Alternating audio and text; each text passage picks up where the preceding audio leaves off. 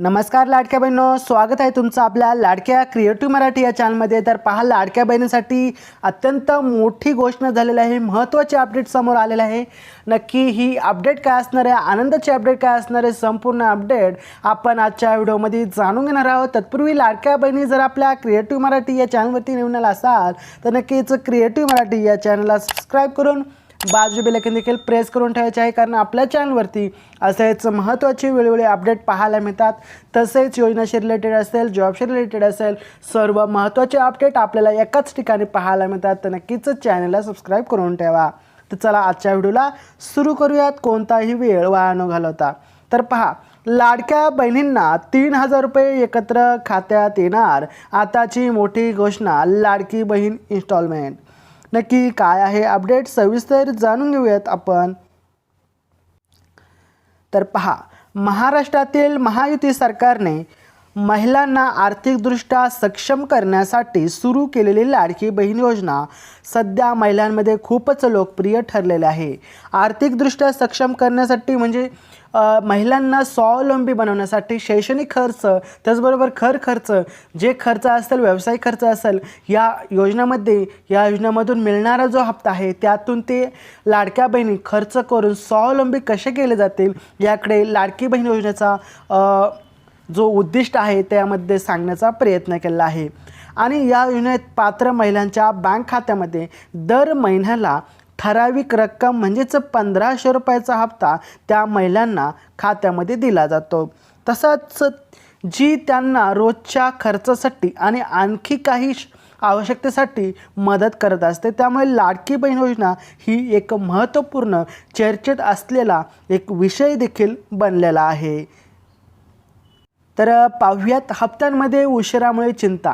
तर पहा, लाडक्या बहिणीचा जो हप्ता आहे 1500 रुपयामध्ये, तो थोडासा तांत्रिक अडचणीमुळे म्हणा किंवा इतर ज्या गोष्टी असेल त्यामुळे म्हणा, त्यामुळे काही लाडक्या बहिणींचा, सर्वच लाडक्या बहिणींचा जो हप्ता आहे तो आता थोड्या दिवसासाठी थांबला होता।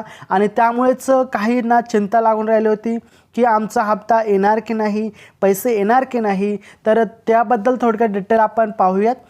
योजनेच्या हप्त्यांबाबत काही काळ महिला चिंतेत देखील होत्या।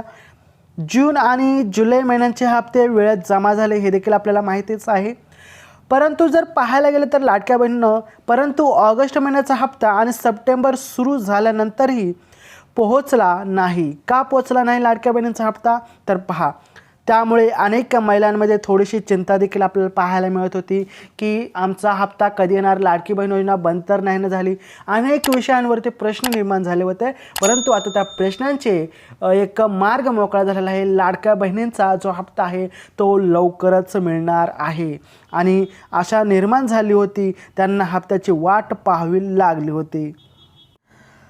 तर पहा, महिला आणि बालविकास मंत्र्यांचा काय खुलासा आहे देखील थोडक्यात पाहूयात। महिला आणि बालविकास मंत्री अदिती तटकरे यांनी याबाबत महत्त्वाची माहिती दिलेली आहे, घोषणा केलेली आहे।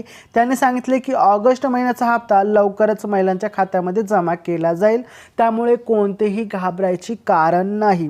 ही माहिती मिळाल्यानंतर हप्त्याची वाट पाहत असलेल्या महिलांना मोठा दिलासा आता मिळणार आहे। हप्त्यांची चर्चा, एकत्रित रक्कम कशा पद्धतीने पाहूयात आपण। सध्या चर्चेत असलेला विषय आहे की ऑगस्ट आणि सप्टेंबरचा जो हप्ता आहे तो मिळून एकूण रक्कम मिळेल का, काही महिलांना 3000 रुपये मिळेल की नाही अशी चर्चा सुरू आहे त्यांच्यामध्ये।